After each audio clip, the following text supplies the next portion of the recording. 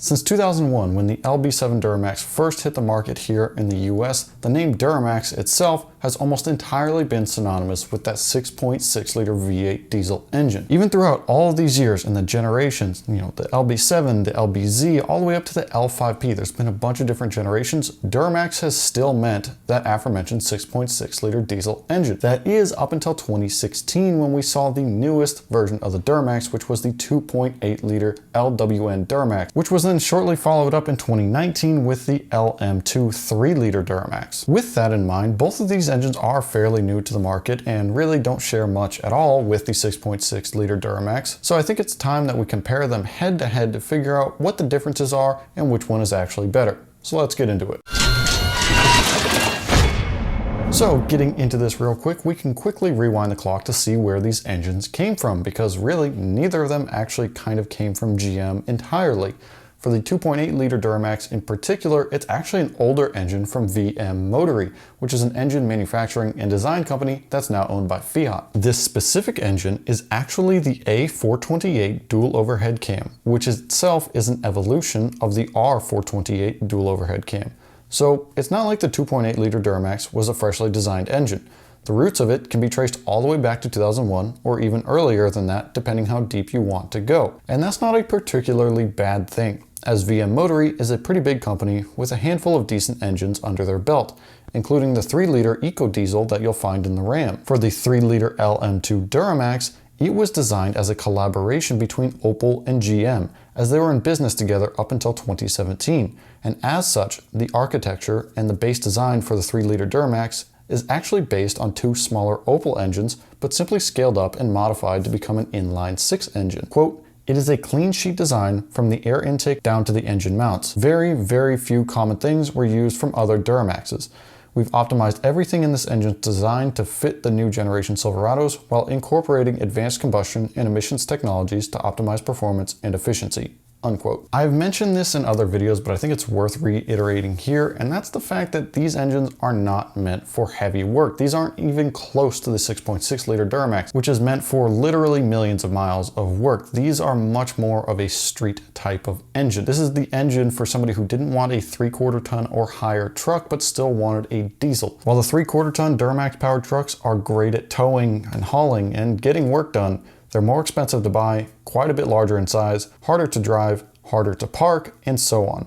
A lot of people flat out don't want to daily drive a 3/4 ton truck, but still want a diesel engine, which is exactly where the 2.8-liter and the 3-liter come into play, as well as other competitors like the 3-liter EcoDiesel, the 3-liter Power Stroke, and so on. Now taking a deeper look at both of these engines, let's start from the top down. So first we'll look at the cylinder head, and more specifically, we'll start with the 2.8-liter Duramax. This is a cast aluminum head with dual overhead cams, 4 valves per cylinder, and a finger follower actuation system. The US version of this head supposedly has enlarged exhaust ports, larger water passages, and other modifications for improved power and efficiency as compared to the international version. For the 3-liter Duramax, we also have a cast aluminum cylinder head with dual overhead cams and 4 valves per cylinder. On paper, these engines are pretty similar in terms of the design of the head, which kind of makes sense, as there's not really any reason to run something like a cam and block type of design in this application.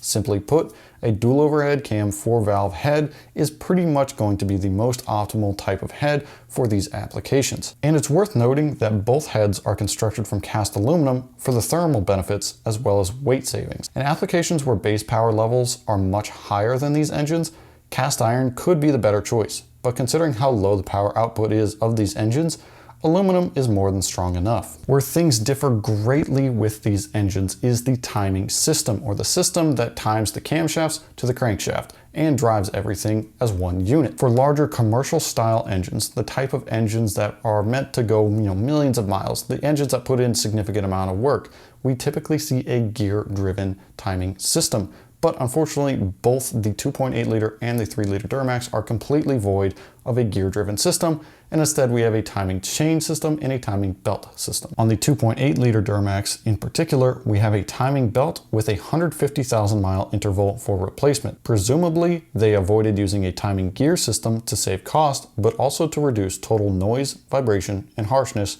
because this engine was really meant for more of a street-friendly and consumer-friendly truck, They didn't want something loud, noisy, and vibrating. On the 3-liter Duramax, things are significantly worse with a timing chain system, but that's not the big issue. The issue is the fact that the whole timing system is on the back of the engine rather than the front, where you'll find it on 99% of engines.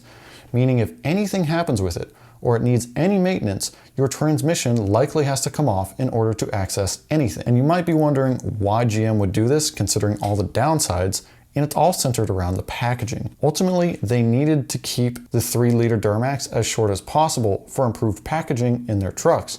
And this is supposedly one of the solutions they used to shorten the engine. Moving down from the cylinder head, we can take a closer look at the cylinder block and the internals inside the engine. And again, we'll start with the 2.8-liter Duramax first, where we find a gray cast iron block. Cast iron blocks are relatively standard in the world of diesel engines. However, with pretty much any modern 4-cylinder engine that's in a non-commercial type of application, we almost always see a cast aluminum block instead of iron for weight savings and thermal efficiency. And this is in stark contrast to the larger and freshly designed 3-liter Duramax, which does use a cast aluminum block. It's kind of strange to see these two using different materials for their engine blocks, especially considering how low the power output is for each engine, as aluminum would have likely been strong enough for both engines. Now this is just speculation on my part, but I'd have to suspect that GM uses an iron block for the 2.8-liter Duramax simply because it's an older engine designed by VM Motory and they didn't want to have to redesign anything for a cast aluminum block. So they basically just said, "Fuck it, this is good enough, we don't need to change it." For better or worse, GM is basically just being lazy and figured that iron would be just fine for the 2.8, and to be fair, it is. There's functionally nothing wrong with an iron block. It's just heavier and less thermally friendly than an aluminum equivalent. Something worth noting is that on the 3-liter Duramax block, GM is using iron cylinder liners for improved long-term durability, and the block itself features a deep skirt design for improved rigidity and block stiffness. All that means is that as far as the block and internals, neither the 2.8-liter or the 3-liter Duramax is particularly special, strong, or interesting. They both use pretty basic designs that just get the job done for the given application. If the application for these engines required more power or more longevity, it wouldn't be surprising for GM to use something like a CGI material for the block, like they do in the L5P Duramax, but considering these are meant for just small trucks, cast iron and cast aluminum are more than strong enough, but that's just speculation on my part. Moving back up real quick to the injection system, both the 2.8-liter and the 3-liter Duramax both have injection systems supplied by Denso. The 2.8-liter Duramax is a common rail injection system that peaks out at 29,000 psi with solenoid type injectors. The 3-liter Duramax is also a common rail injection system, but this one peaks out at 36,250 psi, which is one of the factors that allows the LM2 to generate as much power as it does. The 3-liter injection system features 9-hole nozzles that can fire up to 10 times per combustion cycle, which simply means more consistent and stable combustion performance, ultimately meaning a smoother, quieter, and better performing engine. It's very interesting that the 2.8-liter uses solenoid type injectors, as piezo injectors are typically found in modern diesel engines. But with modern innovation, clearly Denso was able to supply GM and VM Motory with an injector that was good enough to meet the power, emission, and fuel efficiency demands. That takes us to the turbocharger, where both engines are using a variable geometry turbocharger, and for the 2.8-liter, it's a turbocharger supplied by Honeywell, and for the 3-liter, it's a turbocharger supplied by Garrett. For those that don't know, let me give a quick explanation on what a variable geometry turbocharger is. The size of the turbocharger itself has a very big impact on power output, and more specifically, where the power is made in the rev range. Big turbos make the most power at high RPM and small turbos make the most power at low RPM. The idea of a variable geometry turbocharger is to have both a large and small turbocharger packed into one unit. This works by using movable vanes to effectively change the size of the turbocharger internally, which has a big impact on how quickly it spools up and how much boost pressure it can produce at certain RPMs. Simply put, a variable geometry turbocharger just gives you the benefit of a small turbo and a big turbo packaged into one system without any real downsides except for maybe long-term reliability. A big difference to note between these two engines' intake systems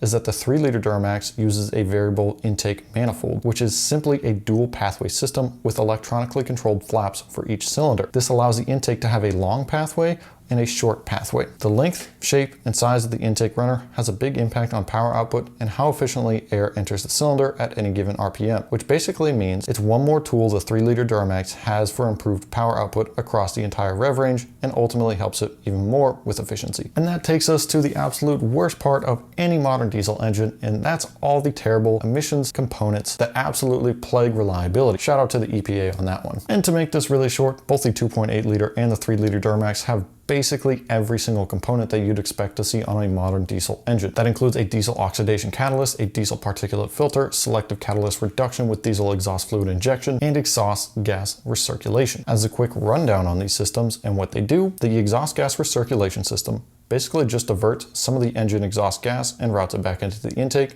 which ultimately lowers combustion temperature. The diesel particulate filter captures excessive exhaust soot and burns it off through a regeneration mode, and the selective catalyst reduction uses diesel exhaust fluid to reduce tailpipe emissions output, at least in theory. I would like to note though that the 3-liter Duramax uses a more efficient low pressure EGR system as compared to the standard high pressure EGR system. This was simply done in the name of improved efficiency, as it still has the potential weak points that plague nearly all diesel EGR systems in terms of long-term reliability. It's a little too soon to know how these emission systems will play out in the long term for both the 2.8-liter and the 3-liter Duramax, but looking at other examples, such as the 6.6-liter Duramax, I'm pretty confident that these systems will become a reliability issue down the line. Other important differences to note between these two engines is that with the 2.8-liter, there's no real truck transmission behind it. And what I mean by this is that GM is using the 6L50 transmission, which is the same transmission that you'll find in the V6 Camaro, a bunch of different Cadillac applications, even some BMW applications. But across the board, it's only used in cars up until the 2.8-liter Duramax came out. And yes, it is upgraded with truck-specific components, but at the end of the day, it's not a truck transmission compared to something like a 6L80, which is. And interestingly enough, on the 3-liter Duramax, we have a unique oiling system that features a variable pressure pump for decreased drag on the engine and ultimately even more efficiency. That, paired with the active thermal management system, makes the 3-liter Duramax very efficient and very innovative compared to the 2.8-liter. So that's a quick overview of the 2.8-liter Duramax versus the 3-liter Duramax, and I'd again like to highlight that neither of these engines really came from GM. The 2.8-liter was an engine designed by VM Motory, which is now owned by Fiat, and the 3-liter Duramax was a collaboration between Opel and GM. As far as which one is better, it's really going to come down to what you plan on doing with the engine and the truck around it. Quite frankly, both of them have some design flaws, but that being said, in terms of engine efficiency and innovation, the 3-liter Duramax is miles ahead of the 2.8-liter Duramax. Both engines aren't really meant for heavy work like the 6.6-liter Duramax, and as such, things like thermal efficiency, innovation, and more are probably slightly more important. So I think it's fair to crown the 3-liter Duramax as the superior engine in that regard. Definitely let me know what you guys think down in the comments below. I think neither of these engines can even hold a candle to the 6.6-liter Duramax or a bunch of other diesel engines for that matter. Quite frankly, they're just kind of these street engines that are being put in trucks and being called a truck engine, but they're not really meant for the truck kind of work. While you're down there, be sure to smash the thumbs up button if you enjoyed the video. Get subscribed so you don't miss out on future videos. Make sure you check out some of the other stuff on the channel. Follow us on Instagram and TikTok, and I'll see you guys in the next one.